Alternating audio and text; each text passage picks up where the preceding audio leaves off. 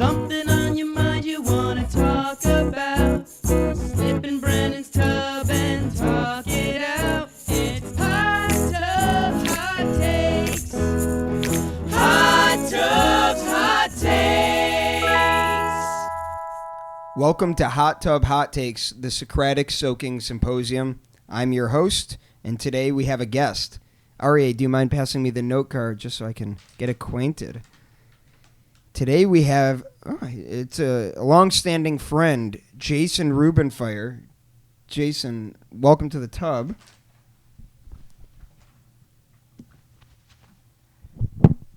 Thanks for having me. You're welcome. I got you a drink. Do you like LaCroix?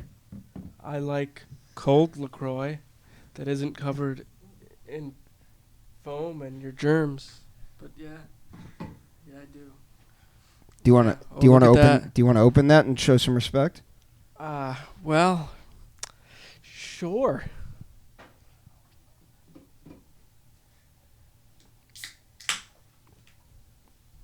Can you wipe off your hands before touching that microphone? Oh my God, did forget about that.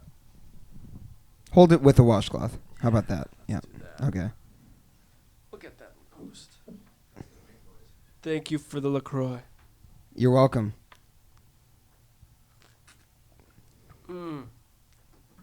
Foam. So I'm looking here, and it seems like we already started off on the right foot, because you say here that your hot take is that hot temperatures are for food only, not drinks. And I'm glad that I gave you a cold LaCroix, or else I would have been in some hot water. We are in some hot water. So I want to ask you to give me your 1-minute opening statement, talking into the microphone, about why you came in so passionately that hot temperatures are for food only and not drinks. Of course. Do I look at the camera? Look at me, Okay. or the camera. Okay. Talking to the mic, though. I know. Okay. Okay, we'll get that in post. Brandon, I think hot drinks are an abomination. I think they go against God's will. And I think all drinks should be cold. You brought God into this really early. You would think that you would wait, and reserve God for, the end, but you brought God in right away. I gotta get the people on my side. Inspiration. So dive deeper to me, beyond God's will. Dive deeper for me. More of a hyperbolic statement. Yeah. Yep. So why do you, Jason, outside of God, think that hot temperatures should be for food only and not drinks? We'll keep it secular. So, look, you see this hot tub Yeah, I see we're it. sitting in? Yep. Surrounded by it. That's what hot drinks taste like to me. Just, who knows what's in it? It's warm, hurts my tongue. I don't care for it. But, okay, so you don't care for it. But what if other people do? I'm not a drink dictator, Brandon. Can't stop people from making their own drink decisions. But this hot take is extending beyond you. I mean, we're talking right. about something that you feel strongly enough to potentially be argued for a universal truth. I just don't get it. I don't get the love for hot drinks.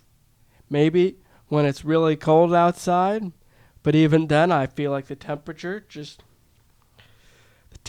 of the drink, I can taste the warmth. I can't taste the actual drink. So temperature has a taste? To me it does. So what does warmth taste like? Bad.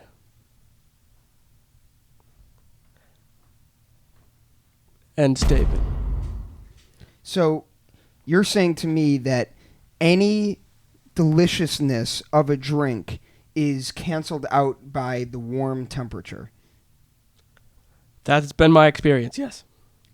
What if someone were to tell me that they find that warmth in a nice cup of hot cider actually accentuates their drink? What would you say to them to refute their argument?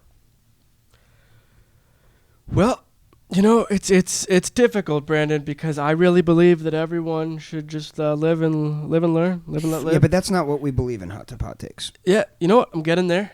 In Hot Tub Hot Takes, we believe in refuting people's opinions. And so you're coming in a little too lukewarm for my taste. Well, I prefer lukewarm to hot in my drinks. So I think it's extending to my debating.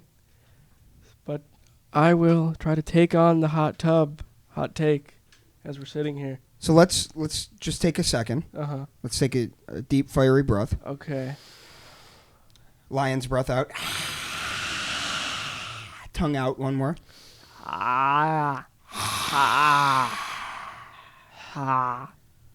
Now, I'm someone who believes that hot temperatures are also for drinks. Tell me why I'm wrong. There's nothing like a nice cold chill down the back of your throat. You get the hot drink, boom, mouth feels numb, doesn't know what it's doing. You know, let's think about what drinks you're served hot. Coffee. Because you got to cut across the taste of black coffee. It's just like tar. Either you put in milk, usually cold, sometimes not, but more often than not. Sugar, bring it down. Bring in the sweetness to cut through the warmth. Tea, similar deal.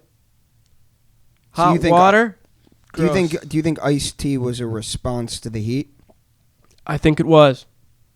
So you think hot tea came first, and then iced tea responded by saying, "What are you doing?" Hot tea brought up the drink. They brought up the concept. Iced tea perfected it. More of a cold brew coffee drinker, though. So, cold brew is kind of a newer phenomenon, right? It's having a moment. Do you think the makers of cold brew shared your sentiment? And they were like, all this time, we've been drinking coffee hot. What if we make it, fill in the blank? Cold. Very cold. Ice cold. Brewed.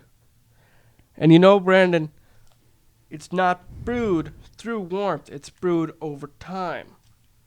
So from its conception, true cold brew, it's the ultimate cold drink. I feel like you almost just said nothing in that sentence. I'm guessing that happens a lot in this tub.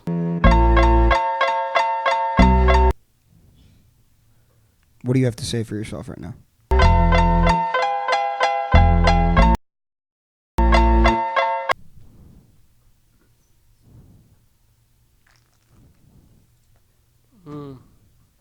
Cool and refreshing.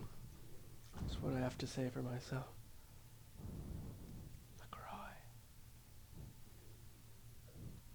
Have we come to a conclusion today?